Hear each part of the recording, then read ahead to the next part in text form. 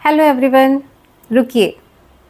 आज हम समाज के एक ऐसे विषय पर बात करने जा रहे हैं जिसे हम सबने सुना है लेकिन शायद ठीक प्रकार से समझा नहीं।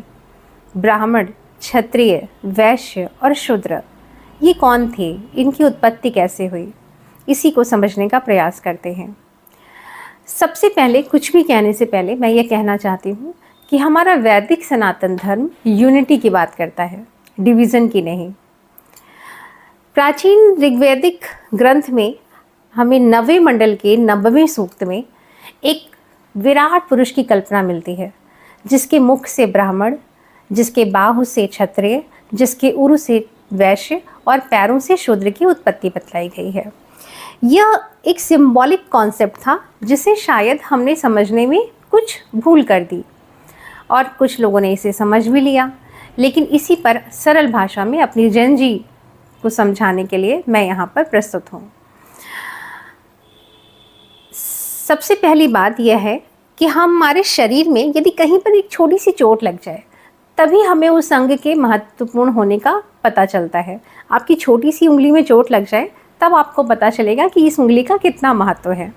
ठीक उसी प्रकार से हमारे शरीर रूपी इस विराट पुरुष के किसी भी अंग में कोई भी तकलीफ़ हो तो समाज के हर व्यक्ति को तकलीफ़ होगी। इसमें हम देखते हैं कि यदि सिर दर्द होगा या पैरों में दर्द होगा तो दोनों ही तरीके से समाज को चलाना मुश्किल हो जाएगा। शायद ये बात आपको आसानी से अभी समझ में ना आए। एक एग्ज़ाम्पल की तरह लेते हैं और फिर एक एग्ज़ाम्पल लेते हैं और समझने का प्रयास करते हैं। हम किसी स्कूल या किसी यूनिवर्सिटी को लेते हैं।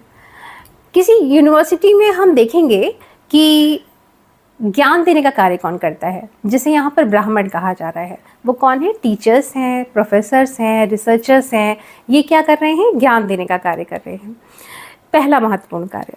दूसरा महत्वपूर्ण कार्य क्या है? व्यवस्था चलाने का कार्य। ये कौन कर रहा है? यूनिवर्सिटी या स्कूल्स में कौन कर रहा है? जो हमारा एडमिनिस्ट्रेशंस है, हमारा वाइस चांसलर है, हमारी डिसिप्लिन कमेटी है, हमारा सिक्योरिटी स्टाफ है। इन्हें हम क्या कह रहे हैं? इन्हें हम क्षत्रिय नाम से पुकार रहे हैं।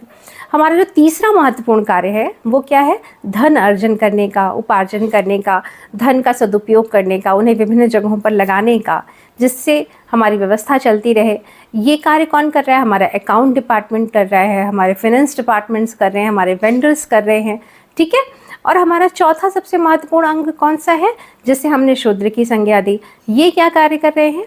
ये इसमें जब हमारे लैब टेक्नीशियंस आ जाते हैं, हमारा सपोर्ट सिस्टम आ जाता है, जिनके बिना शायद किसी यूनिवर्सिटी या स्कूल को चलाने की कल्पना की जा सकती है नहीं। तो यहाँ पर इन चारों अंगों का अपना अपना विशेष स्थान है, जिससे उस यूनिवर्सिटी को, स्कूल को चलाने में हम मदद लेते हैं। ठीक इसी प्रकार से एक विराट पुरुष की कल्पना की गई, या इसको समझाने के लिए हम कह सकते हैं हमारे समाज को चलाने के लिए इन चारों अंगों की बराबर आवश्यकता है। सनातन धर्म में इसी विषय को बहुत ही अच्छी तरीके से समझाया गया। लेकिन अक्सर आपके मन में एक सवाल उठेगा, ये डिसाइड कौन करेगा?